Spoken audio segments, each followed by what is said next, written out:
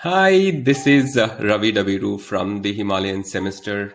One of the things that we constantly work on is understanding emotions.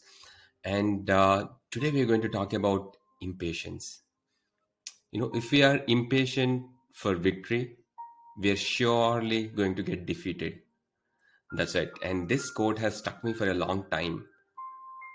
In this series of feelings, one of the topic which is close to my heart is impatience, because whenever I am running the Himalayan semester, the initial few days, there's a lot of impatience in children. That's what we have noticed. That's what I have noticed, and decided that today I need to speak about impatience. We'll understand what are they, what are these emotions, how to recognize them, and are there any appropriate action to take when they have them. I'm sure as parents, you must be having various ways to deal. Let's look at some of them. What is impatience? What happens when our child becomes impatient? They want things to happen right now. They don't want to wait. Instant gratification. And there have been tons and tons of research that has been done on instant gratification, which is yielding towards our children being impatient. We need to understand that impatient, it's a feeling. Children feel something inside them. We need to be open to those telltale signs of impatience. And again, at the camp, I have had the fortune of observing children, working with children, dealing with experts, that all children show these signs. It is for us to understand and observe. What are the top two reasons? Number one always has been doing things that they don't want to. There's this internally, we are all wired for resistance. And if that's pushed a little bit, we tend to become impatient. Take a moment and understand how your children are behaving. Are they driven towards being impatient? The second reason, which I have also found, is finishing things that are hard. Also, if I reflect back personally, I used to tend to push those things. Uh, Again, the feeling is impatience. So, we need to really understand, go real deep into what are the root cause. Is it okay to be impatient? It is absolutely normal. That's what we need to tell them. The important thing is what you do when they feel impatient. And this is where the boundaries need to be drawn very, very clearly. Children tend to become hurtful not only of themselves but also may hurt others. So, building sensitivity around these areas will only help your children prosper. One of the counting to 10 works every time, isn't it? The key thing here is teaching children to respond and not to react. The key thing here is teaching children to respond and not to react.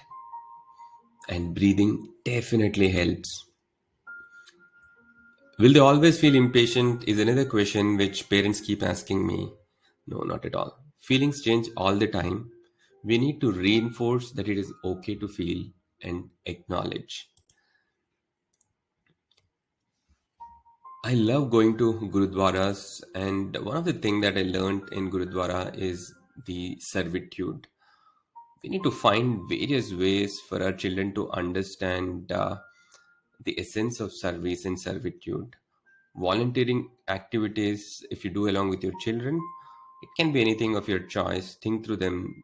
Today, there are multiple options that can be part of your daily routine, or probably once in a month, where children, with children, when you do, they imitate you. Remember, and 85% of children understand this only when they are done with their parents. So, this is a very, very powerful way to stop feeling impatient. What can outdoors teach about impatience? This is another thing which is very, very close, as I've been out and out in the outdoors, understanding, working with teams, working with some really fabulous thought leaders over last 15 years. I have understood outdoors is a great place to learn about understanding the essence of impatience. Generally, around the camp, children are engaged in team activities where they have to plan and be part of expeditions, which requires tremendous amount of hard work and patience. Two things which are definitely going to push the button for impatient. They really want things done right now, right now. And once that starts kicking in, there are a lot of conflict which tend to happen. Now, these are the things which they learn when they are at the Himalayan semester. They learn it by doing. And when we have our sessions, when we reflect around bonfire, these things emerge. And our my team, my facilitators, were trained to understand how do we bring about these breakthroughs so that children not only understand about themselves but also about others, and also what is the goal ahead of them, and why being patient is a virtue. I'm going to leave behind a conversation starter for impatience. If you have, we can run through these questions yourself, and do take a small little exercise today. Go back and write down uh, about moments when your children tend to become impatient, and how are you helping them to manage their feelings, or how are they coping themselves. Is it very intrinsic to them? Are they triggered by external things? What is it? And if you're able to do that, your children will be benefited a in a very long way in the long run, right? And Yeah, so that's it about today. We've spoken about impatience, and hope this was meaningful for you. I'm going to do a lot more things around feelings. If you liked it, do let me know. The Himalayan semester, we believe, is the best gift you can give your children, because it is the gift of confidence to face any challenge and the courage to make right decisions. The things they learn around managing their emotions are for lifetime. So if you want to give this to your children, you drop in a message or talk to me directly, and I will help you. Bye. See you. Ravi Daviru from the Himalayan semester.